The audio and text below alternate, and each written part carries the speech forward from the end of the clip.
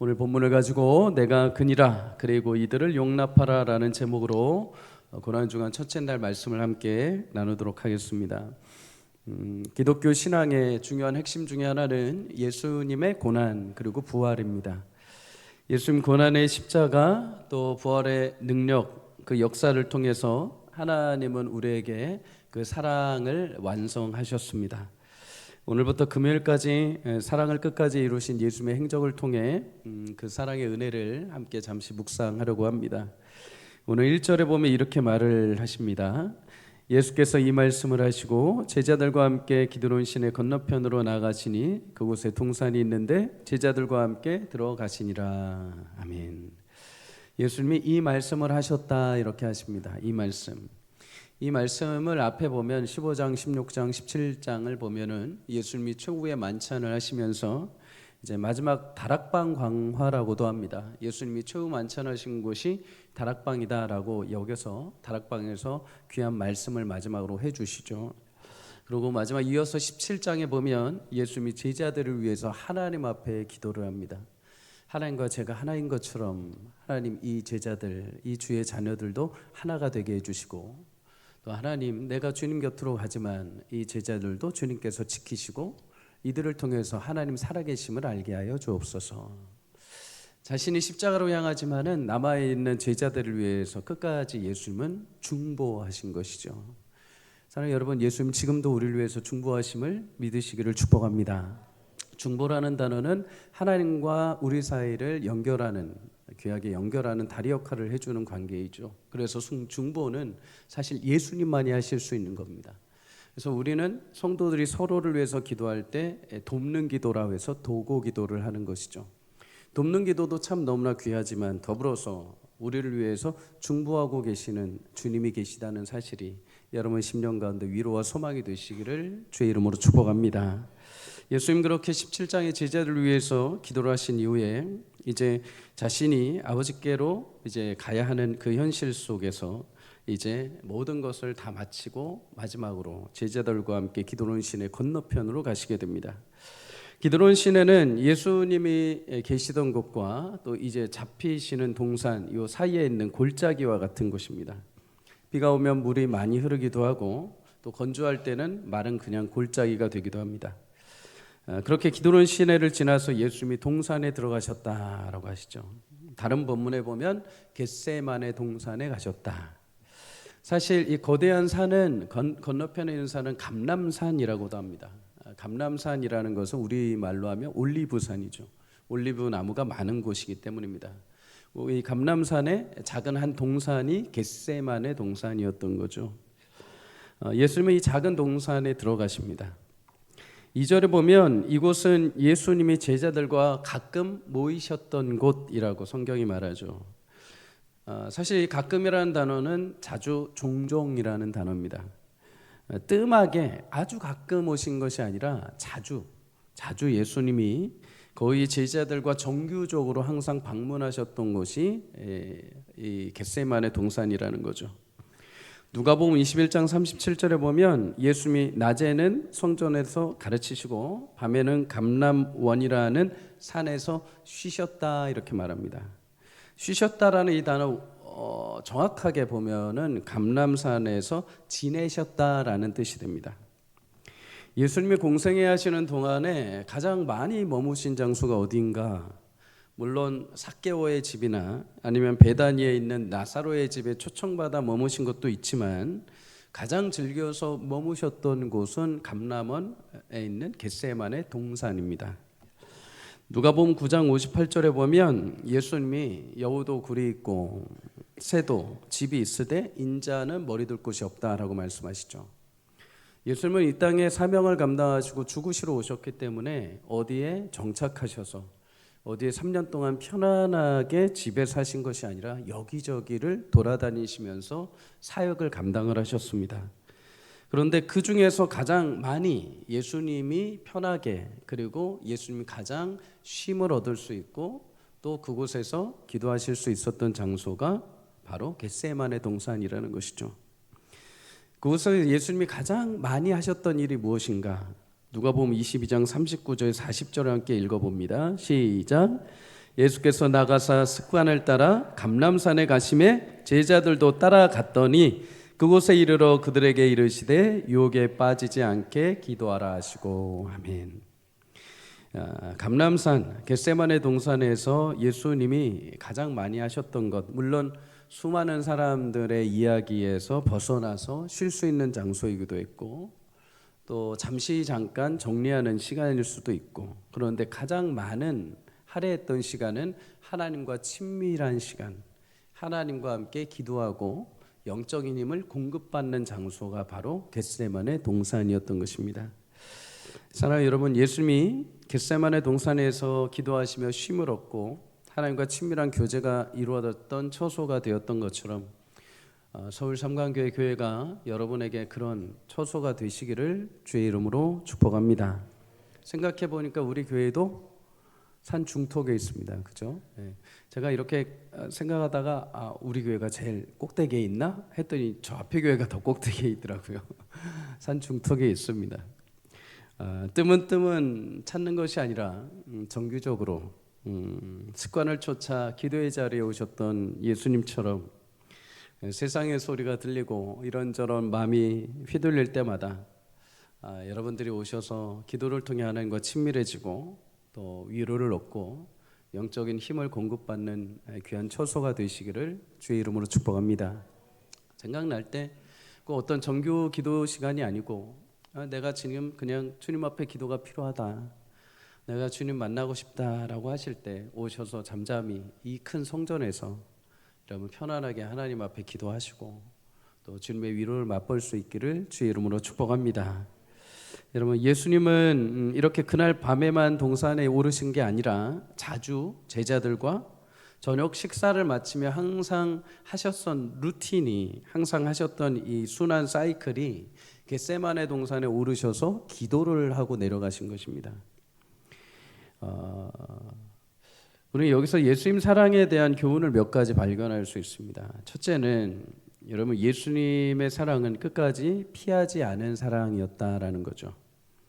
오늘 2절에 보면 예수님이 겟세마네 동산에 오를 것을 누가 또 알고 있었느냐? 유다가 알고 있었다. 성경이 이렇게 말합니다. 그러면 상식적으로 여러분, 오늘은 겟세마네 동산에 가지 말아야 됩니다. 오늘은 감람산에 가지 말아야 됩니다. 오늘은 딴 데로 가야 합니다. 더 피해야 됩니다. 근데 예수님은 오늘 그 자리를 피하지 않으십니다. 오히려 유다에게 마치 너 내가 어디 있는지 알지? 나 거기 있을 거니까 찾으러 와 하시는 것처럼 오늘도 여지없이 겟세마네 동산으로 원래 예수님 하시던 대로 그대로 그 자리를 찾아가셨다는 것입니다. 여러분, 세상에서 말하는 사랑은 무엇인가를 주는 것을 사랑으로 이야기를 합니다. 그러나 성경에서 예수님이 보이신 사랑은 묵묵히 그 자리를 지키고 피하지 않은 것입니다. 예수님을 뜨겁게 사랑했던 바울도 예수님이 주신 그 사랑, 그 사명의 자리를 끝까지 피하지 않습니다. 3차 전도 여행을 마치고 돌아갈 때 사도행전 20장 23절에 보면 성령께서 내가 가는 곳곳마다, 내가 3차 전도 여행을 하는 곳곳마다 성령께서 마음을 주시고 믿음의 사람들 통해서 들리게 하시는 게 뭐냐면 너 예루살렘으로 돌아가면 너에게 핍박과 너에게 어려움과 환난이 기다리고 있다. 계속 말씀을 해주시는 거예요. 그러면 여러분, 그 말씀을 들으면 어떻고 싶습니까? 돌아가면 안 되겠다, 지금은 때가 아니야, 피해야 돼 라고 생각할 수 있지 않습니까? 그런데 바울은 피하지 않고 예루살렘으로 당당하게 갑니다. 그 이유가 무엇이냐? 사도행전 20장 24절에 함께 읽어봅니다. 시작. 내가 달려갈 길과 주 예수께 받은 사명 곧 하나님의 은혜의 복음을 증언하는 일을 마치려 하면은 나의 생명조차 조금도 귀한 것으로 여기지 아니하노라. 아멘. 예수님을 사랑하기에 예수님이 주신 사명 곧 그 복음을 증언하고 심지어 증언하다가 내가 주님 앞에 부름받는 일이 있다 하더라도 내가 그 자리를 피하지 않겠다는 것입니다. 끝까지 지키겠다는 거죠. 다윗은 어린 시절부터 양을 칠 때부터 하나님과 친밀한 관계에 있던 사람입니다. 들판에서 양을 치면서도 기타를 치면서 수금을 치면서 하나님과 친밀하게 찬양하고 예배하며 사랑의 관계를 싹트였던 자이죠. 어느 날 블레셋 골리앗과 블레셋 군대와 이스라엘 백성들이 대전을 한다는 소식을 듣고 찾아갑니다. 가서 봤는데 골리앗이 하나님의 백성 이스라엘 백성들을 조롱합니다. 그런데 아무도 그 앞을 나오지 않습니다.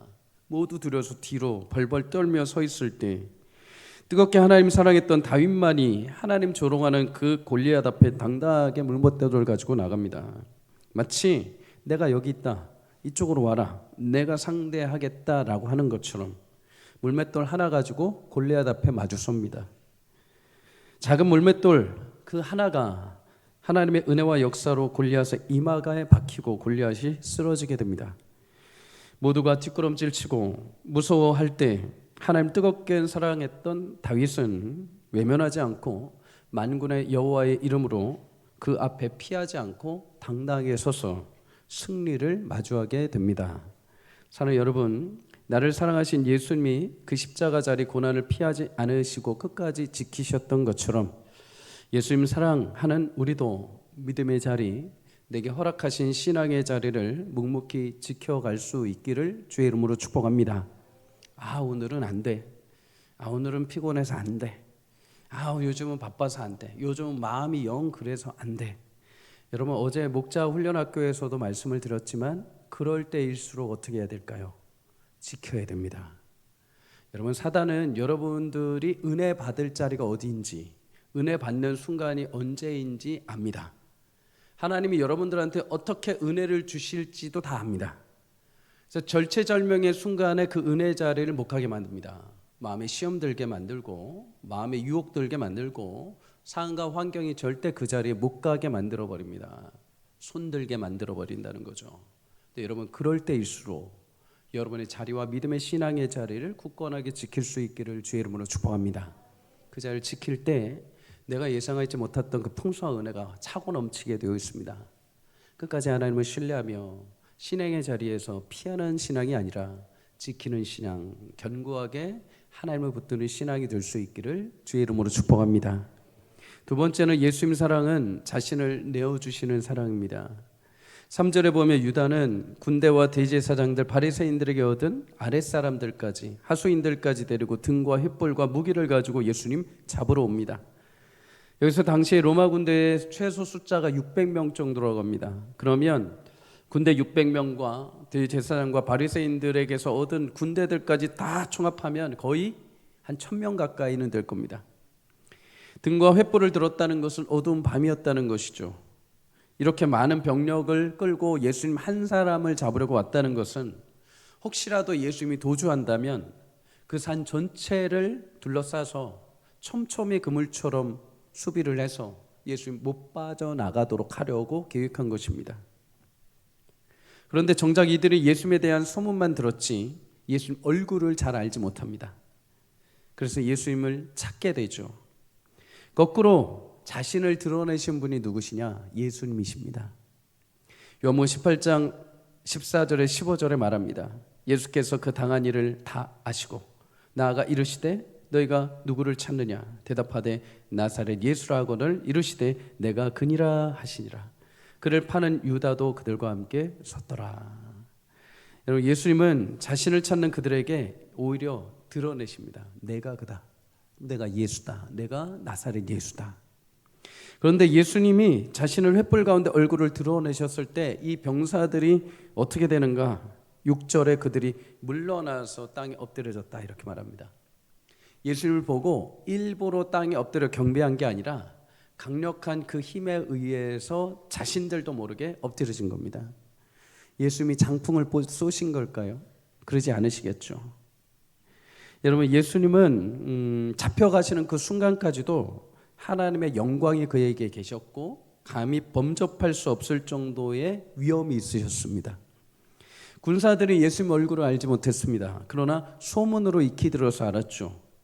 죽은 자를 살리시고 병든 자를 고치시고 풍랑을 잠잠케 하시는 분, 그 소문으로 듣던 분을 눈앞에 딱 보자마자 그 위험 앞에 자신들도 모르게 꼬꾸라져 버린 거죠. 우리는 이것을 성도 입장에서 뭐라고 하냐면 경외함이라고 합니다. 경외함. 여러분, 예수님의 그 목소리 앞에, 예수님의 권위 앞에 사단도 대적할 수 없고 벌벌 떨고 떠나가게 되는 줄 믿습니다. 마가복음 1장 27절에 말합니다. 더러운 귀신들이 명하신 그 말씀에 순종하도다. 마가복음 4장 39절도 말합니다. 잠잠하라 하시니 바람이 그쳤더라. 시편 29편 4절을 우리 함께 읽습니다. 시작. 여호와의 소리가 힘있으며 여호와의 소리가 위엄차도다. 아멘. 사랑하는 여러분, 하나님 말씀에 권세가 있는 줄 믿습니다. 능력이 있습니다. 내 목소리에, 내 말솜씨에 나의 어떤 현란한 논리적인 언변의 능력이 있는 것이 아닙니다. 여호와의 말씀에 능력이 있습니다. 내 영혼이 어두운 빛 가운데 쌓여 있을 때마다 여러분, 그래서 말씀을 선포하십시오. 내 영혼에게 선포하십시오. 그가 나의 구주요, 나의 피난처요, 나의 요새가 되시며 내가 어디로 가든 그가 나와 함께 동행하신다. 그 약속의 말씀이 나를 빛 가운데로 인도하는 은혜가 있을 줄 믿습니다. 주님은 자신의 그 위엄 있는 그 주님의 영광을 드러내셨을 때 많은 병사들이 꼬꾸라지게 됩니다. 그런데 여러분, 이렇게 위엄 있으신 예수님이 어떻게 하십니까? 아무도 범접할 수 없고 아무도 건드릴 수 없는 그 예수님이 자신을 스스로 내어주십니다. 스스로 묶이십니다. 12절에 보면 군대가 예수님을 잡아 결박하였다라고 말합니다. 예전에 아이들이 어렸을 때 이렇게 장난을 치고 놀아주는 일이 있었습니다. 그죠? 칼을 들고 막 장난을 칩니다. 그럼 여러분, 아빠가 칼을 들고 아이가 칼을 들고 장난감 칼을 들고 막 싸우면은 누가 이길까요? 제가 질 것 같습니까? 아빠가 이기죠. 아빠가 막 휘두르다가 아이가 이렇게 멀리서 왜 하는데 아빠들이 어떻게 합니까? 하고 쓰러집니다. 져주는 거죠. 힘이 없어서가 아니라 져주는 것입니다. 그 위험이 있으심에도 불구하고 모든 것을 참으시고 자신이 스스로 결박하신 것입니다. 이사야 53장 7절은 말합니다. 그가 곤욕을 당하여 괴로울 때에도 그 입을 열지 아니하였으며 마치 도수장으로 끌려가는 어린 양과 털 깎는 자 앞에서 잠잠한 양같이 그의 입을 열지 아니하였다. 여러분, 예수님 그렇게 묶이고 끌려가신 것은 힘이 없어서가 아닙니다. 무기력해서도 아닙니다. 그 사랑을 완성하시기 때문인 줄 믿습니다. 때로 우리 인생에도 기도를 해도 하나님이 잠잠하신 것 같고 아무 일도 안 하시는 것처럼 여겨질 때가 있습니다. 그런데 여러분, 반대로 혹시 생각해 보셨습니까? 여러분과 저를 위해서 하나님 거꾸로 기다리고 계신다는 사실을 여러분 생각해 보셨습니까? 오히려 하나님은 나를 위해서 얼마든지 하실 수 있는데 나로 인해서 그 기도 제목이 이루어지지 않아서 내 지금 믿음의 연약함과 나의 신앙의 성숙을 기다리셔서 나의 부족함 때문에 오히려 하나님이 죽으시고자 함에도 불구하고 그때가 차지 않아서 오히려 기다리고 계신다는 것을 여러분 생각해 보셨습니까? 오히려 주고 싶은데 받을 그릇이 되지 못해서 오히려 자신을 묻고 스스로가 결박시켜서 기다리고 나의 때를 하나님께서 그 때를 위해서 준비하고 계시다는 사실을 여러분 기억하시기를 주의 이름으로 축복합니다. 하나님은 전능하신 분이십니다. 언제라도 그 묶은 것을 푸시고 십자가에서 내려오실 수 있는 분이었습니다. 그러나 그렇지만 죄 가운데 있는 우리를 위해서, 우리의 연약함을 위해서 끝까지 참고 인내하신 분이십니다. 오늘도 하나님은 나를 위해 오히려 기다리시고 인내하시고 자신을 내어주시는 분이십니다. 그 아들을 아낌없이 주신 하나님, 어찌하여 여러분에게 아끼지 않으시겠습니까? 사랑하는 여러분, 아끼지 않고 자신을 내어주신 그 예수님의 그 은혜, 가장 좋은 것으로 채워주시기 위해서 그 때와 시간을 기억하고 계시는 그 하나님의 약속을 기억하며 오늘 채우실 주님, 유익하게 하실 하나님의 신실하신 은혜의 약속을 붙들고 믿음으로 살아갈 수 있기를 주의 이름으로 축복합니다. 다 내어주셨습니다. 온 몸과 온 피를 다 쏟으시며 더 이상 줄 수 없을 것이, 줄 수 있는 것이 없을 정도로 다 쏟아내어 주신 그 주님, 그 주님의 사랑이 오늘도 우리를 다시 살게 하시는 은혜가 있기를 주의 이름으로 축복합니다. 마지막으로 예수님의 사랑은 끝까지 지키고 순종하신 사랑입니다. 오늘 8절과 9절을 함께 읽습니다. 시작. 예수께서 대답하시되 너희에게 내가 그니라 하였으니 나를 찾거든 이 사람들이 가는 것은 용납하라 하시니 이는 아버지께서 내게 주신 자 중에서 하나도 잃지 아니하였사옵나이다 하신 말씀을 응하게 하려 함이로라. 아멘. 예수님 자신이 여기 있으니 제자들은 너그럽게 보내달라 요청하십니다. 물론 인간적으로 보면 감정 감수성으로 보면은 마치 영화의 한 장면 같죠. 내가 여기 있으니 나 죽이고 쟤네 살려줘라 이렇게 간곡하게 부탁하는 것처럼 보입니다. 그런데 이 문장에서 예수님이 용납하라라는 말은 명령형입니다. 예수님은 만유보다 크신 분이요 명하시면 그 말씀 앞에 누구라도 순복해야 됩니다. 예수님 이 말씀하신 것은 가능성을 두고 하신 것이 아니라 반드시 그렇게 해라라고 명령하신 것입니다. 바꾸어 말하자면 제자들은 절대 이 상황에서 구속되지 않고 이 위기에서 반드시 벗어나게 하시겠다는 것이죠. 그 이유는 하나님께서 내게 주신 자들 하나도 잃어버리지 않으시겠다는 그 말씀을 응하신 것입니다. 여러분 누가복음 15장에 보면은 예수님이 잃은 양 한 마리를 찾은 목자의 비유를 말씀하십니다. 양 100마리가 있는데 그 중에서 한 마리가 보이지 않습니다. 99마리를 우리에 넣어두고 그 한 마리를 찾아서 목자가 나서게 됩니다. 그리고 마침내 여러 곳을 찾아서 잃었던 양 한 마리를 찾아 어깨에 들쳐맵니다. 끌고 오는 게 아니라 어깨에 들쳐맵니다. 왜 들쳐매고 왔을까요? 상상하고 추론해 봤을 때 아마 이 양은 어린 양이었을 확률이 많습니다. 그리고 또한 이 양이 스스로 찾아 헤매이다가 지쳐서 더 이상 걸을 수 없어서 저기 풀숲에 엎드려 있는 것을 발견했을 수 있습니다. 또는 여기저기 다니다가 다쳐가지고 더 이상 걸을 수 없는 상태가 된 것이죠. 그래서 목자가 어떻게 합니까? 안고 어깨에 메고 왔다라고 말을 합니다. 어깨에 메고 돌아왔습니다. 돌아온 이후에 무엇을 합니까? 기쁨으로 자신의 친구들과 함께 잔치를 벌이는 거죠. 한 마리의 어린 양을 들쳐매고 찾아 돌아온 것이 그에게는 큰 기쁨이었던 것입니다. 한 마리도 잃지 않으시는 예수님. 사랑하는 여러분, 예수님은 나의 선한 목자이신 줄 믿습니다. 요한복음 10장 11절에 선한 목자는 그 양을 위해 목숨을 버린다.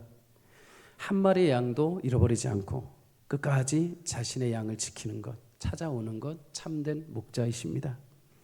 우리는 우둔한 양 같아서 내 마음대로 내가 원하는 길을 향해서 갔지만 심지어 그렇게 내가 결정하여서 내 인생을 스스로 망치고 내 인생을 스스로 시험에 들게 무너지게 만들었지만 예수님은 포기하지 않고 이 땅에 지극히 낮은 곳까지 오셔서 나를 찾으시고 나를 구원하신 사랑의 은혜를 베풀어 주신 줄 믿습니다. 선은 목자 되신 그 주님이 오늘도 포기하지 않고 여러분 삶에 그 사랑의 귀하신 은혜를 흘려보내 주실 것입니다. 그 사랑의 은혜가 인도함 받는 복된 하루가 되시기를 주의 이름으로 축복합니다. 예수님이 여러분을 잃어버리지 않으십니다. 끝까지 찾으시고 끝까지 사랑하시고 그의 손길로 인도하시는 주님의 귀하고 위대하신 그 은혜, 오늘도 나름 푸른 풀밭으로 인도하시고 쉴 만한 물가로 인도하시며 부족함 없도록 이끌어 가시는 선한 목자 되신 주님, 오늘도 끝까지 그 사랑하신 그 주님의 은혜의 손이 여러분과 함께 하시고 고난주간 특별히 우리가 그 선한 목자 되신 예수님의 사랑을 묵묵히 묵상하며 귀하게 그 은혜가 회복되는 복된 시간들이 되시기를 주의 이름으로 축복합니다.